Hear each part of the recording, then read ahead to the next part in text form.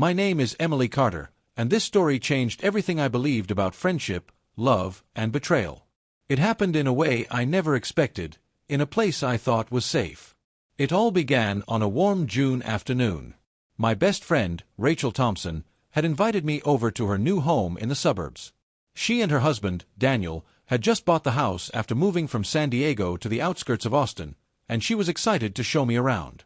Rachel and I had been best friends since our freshman year of college. We'd stuck together through broken hearts, new jobs, bad haircuts, and every twist life threw our way. I had stood by her when she met Daniel, a charming businessman with a dazzling smile and a calm voice that could talk anyone into anything. At first, Daniel had seemed like a dream come true. He treated Rachel well, bought her gifts, listened to her stories, and made her feel special. I was happy for her.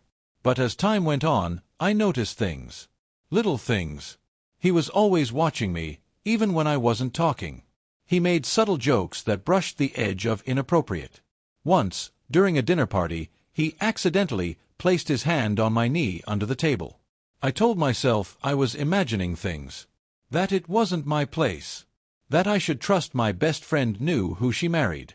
That day, I arrived with a bottle of wine, wearing my usual casual jeans and tank top. Rachel was all smiles as she greeted me at the door, pulling me into a tight hug and complimenting my new haircut. We walked through the house together, chatting like old times. Everything seemed perfect. The house was beautiful, modern yet cozy, with big windows and soft white curtains swaying in the breeze. Daniel joined us in the kitchen a few minutes later, shirtless, a towel draped over his shoulders. He'd just come from a run, he said.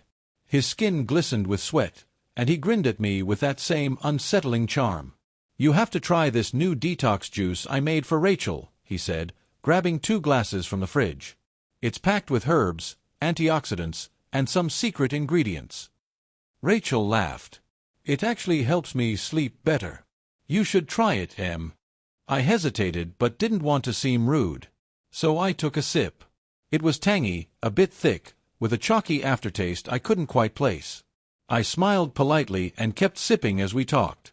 Within 20 minutes, something felt off. My hands were sweaty, and the room began to tilt. I blinked several times, trying to focus, but the colors seemed too bright. My stomach churned. I stood up, trying to shake it off, but my knees buckled. Hey, Daniel said, catching me. His hands were too close, too tight. "Just sit down. Maybe it's the heat." "Rachel," I mumbled, trying to get her attention. My voice felt thick, like I was underwater. "You okay?" she called from the kitchen. "You look pale. Maybe you're dehydrated." Daniel looked at her. "I'll take her to the guest room. She just needs to lie down." I tried to protest, but my lips barely moved. The last thing I saw was Daniel's face hovering too close, his smile too wide, before darkness swallowed me. When I woke up, my head was pounding, and the room was spinning. I was in the guest bedroom. The blinds were drawn. The sheets smelled unfamiliar. And my clothes had been changed.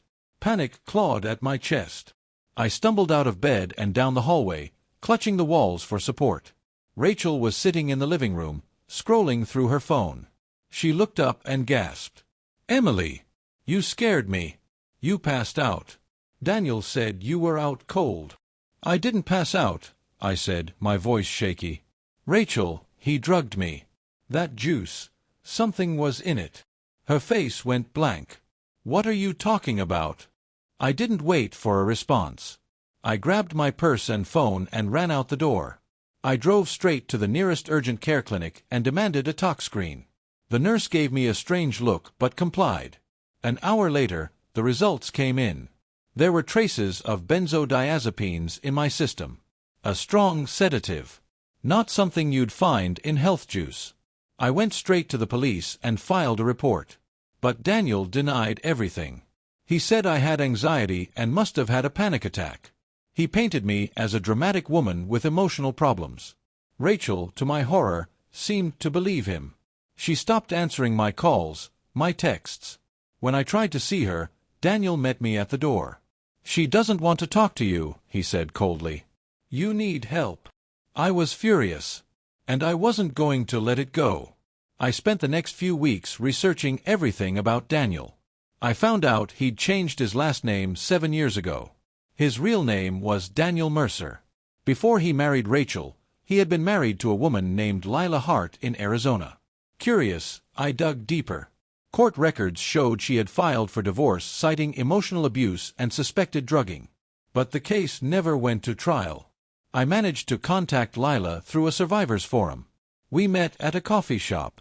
She was pale, anxious, but kind. When I told her my story, she went still. "He did the same to me," she said softly. "He'd put things in my drinks. Told me I was sick. I started doubting my own mind." She handed me a manila envelope with medical records, therapist notes, and her own police complaint that had never moved forward. I took everything to my lawyer and returned to the police. This time, they listened. Daniel was arrested. A search of their home revealed a stash of prescription sedatives hidden behind the bathroom wall panel. His laptop had photos, images of women who were clearly unconscious. Some of the photos were of me. Some were of Rachel. Rachel was devastated. She moved out, filed for divorce, and broke down when she finally called me. "I didn't believe you," she cried. "I let him hurt you." I forgave her. Slowly. Because I knew what it was like to be under someone's control. She began therapy. So did I. We saw each other again, slowly rebuilding what we had lost. Our bond would never be the same, but it was real. Daniel was sentenced to 8 years in prison with no parole for assault and possession of illegal sedatives. The courtroom was silent the day the judge read the verdict. I watched him get taken away, finally feeling safe. The months after the trial were filled with moments of self-discovery. I moved to a new apartment in a quiet neighborhood where I felt safe. I started journaling my experiences, putting pen to paper to understand everything I had been through. Some nights, I couldn't sleep at all. I would stay up, staring at the ceiling, wondering what could have happened if I hadn't woken up in time. The idea of what Daniel might have done still haunted me. Therapy helped. My therapist, Dr. Mason, was a kind woman in her 50s who listened without judgment. She helped me identify patterns of self-blame and guided me through healing. She also encouraged me to join a support group for survivors of trauma. At first, I was hesitant, but meeting others who had gone through similar experiences brought a sense of solidarity. I wasn't alone. My pain was real, and it mattered. I no longer live in fear. I still carry the past with me, but it no longer defines me. If you're reading this and have ever felt unsafe, unheard, or doubted your reality, know this: you are not alone. Trust your instincts. Speak up, because your voice is powerful, and no one has the right to take it away. Because one drink almost stole my voice, but I fought to get it back, and I did.